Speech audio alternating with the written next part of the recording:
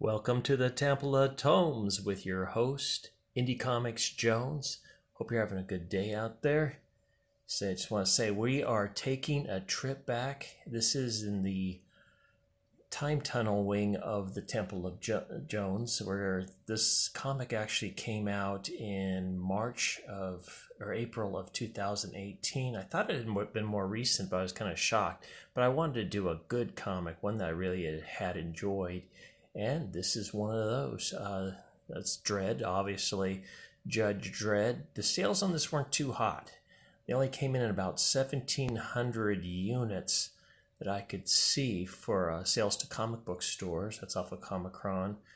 And I would expect it to be higher, but I think part of the issue here is usually the regular comic goes by Judge Dredd, and this one just went by Dredd, so it might not have been seen when the comic shops were ordering it.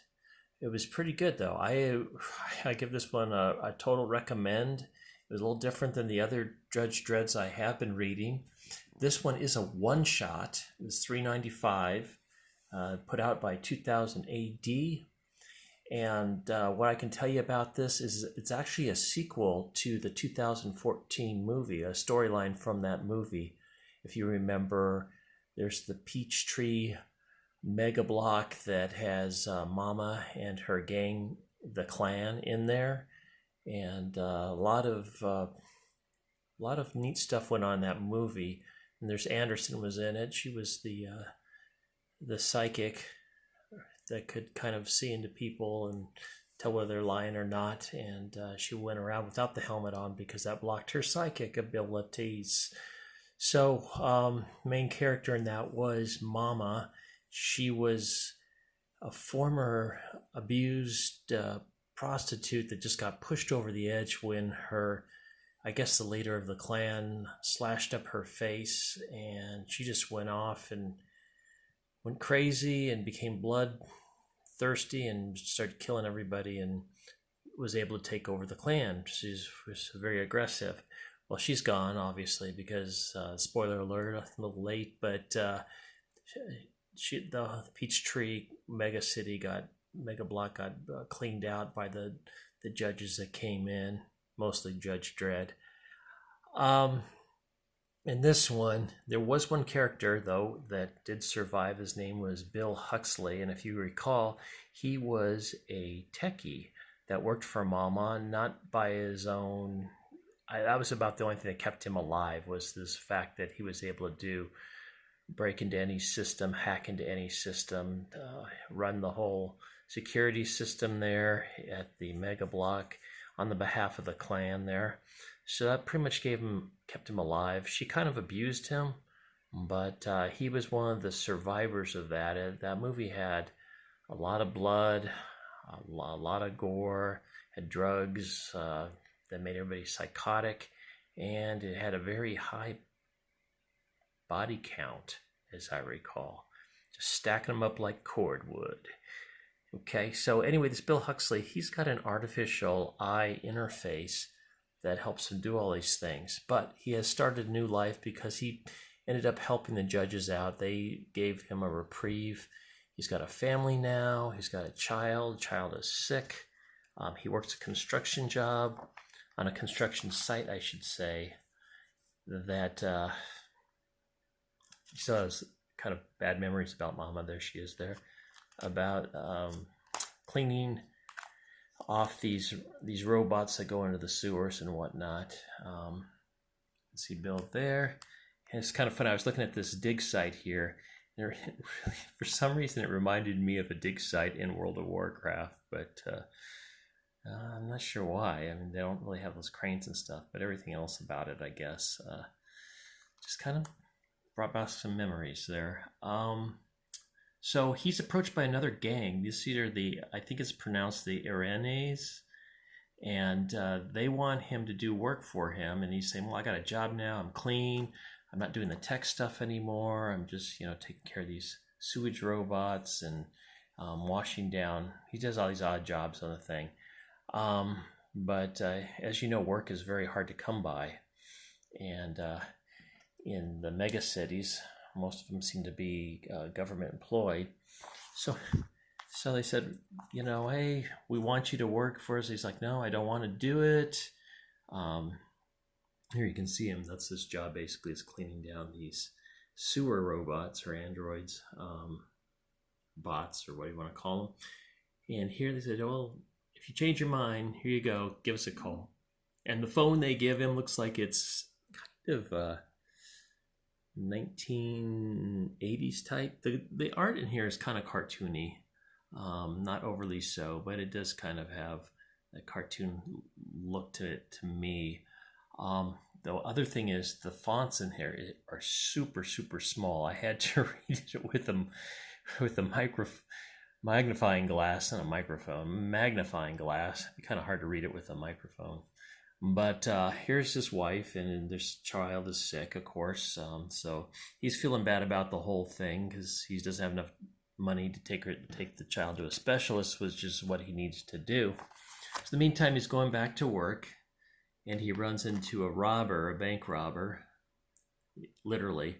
And Judge Dredd is the one there, and the bank robber takes Bill hostage.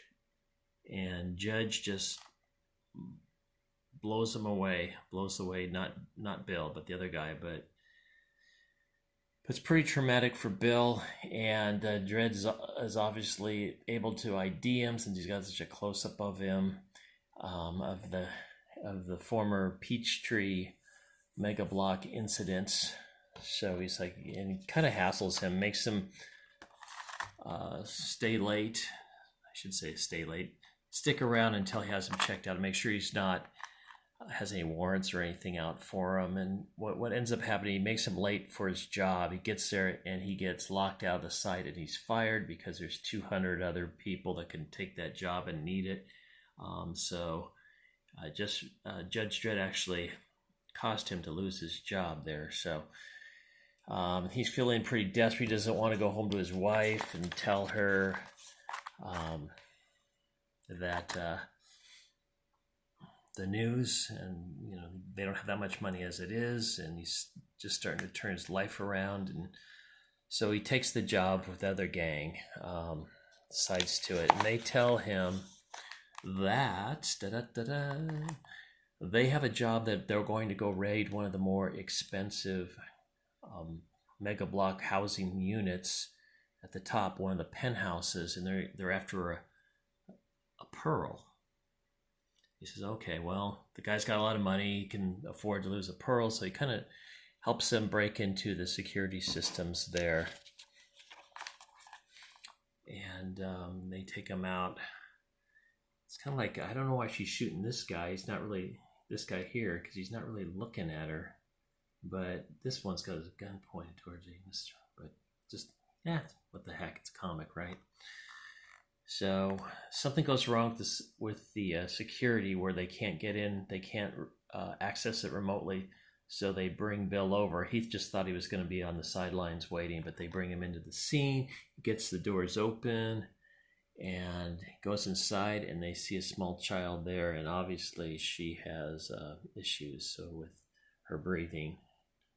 And you can see how small that font is. It's just tiny. I think it must be like a font size 6.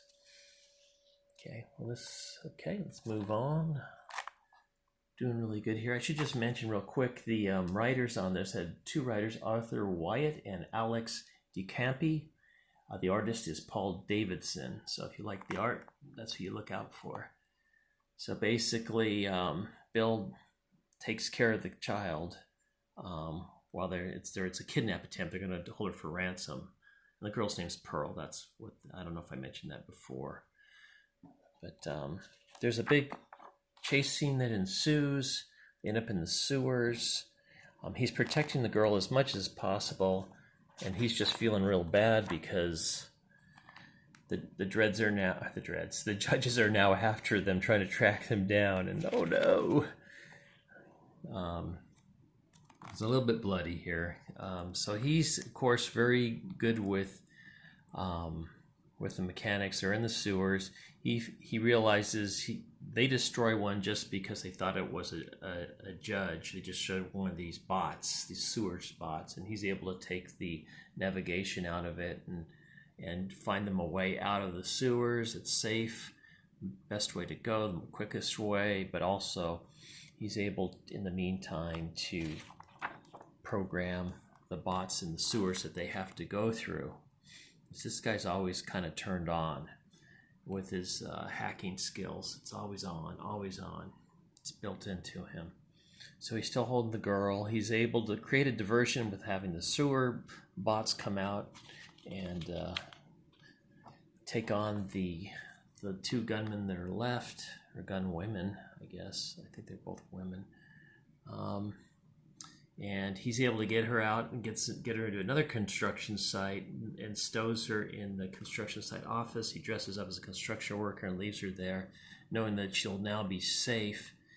And I think he notified the authorities that there was a woman in there or something. And as he's coming out, he runs into Judge Dredd. Well, Dredd hasn't seen him in these uniforms before, and just it's on your way, citizen, and he gets out. And so the story has a good ending. I'm not going to give away everything, but the judge realizes he let Huxley slip through his hands, and he's kind of got it out for him. Some people did not like this story. I thought it was really good. I thought it had a nice ending.